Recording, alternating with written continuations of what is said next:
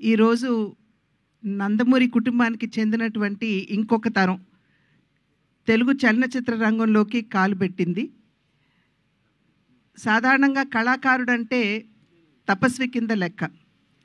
ఎంతో తపస్సు చేసి అంకిత భావంతో పనిచేసిన తర్వాత తెలుగు కళామ తల్లి ఆశీర్వాదం ఉంటే ఉన్నత శిఖరాల్ని అధిరోహించేటువంటి అవకాశం ఆ కళాకారుడికి ఉంటుంది.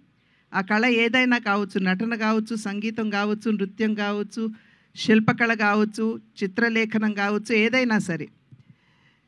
మా తరానికి ముందు తరం నందమూరి తారక రామారావు గారు నిజంగా ఆయన ఒక కళా తపస్వి.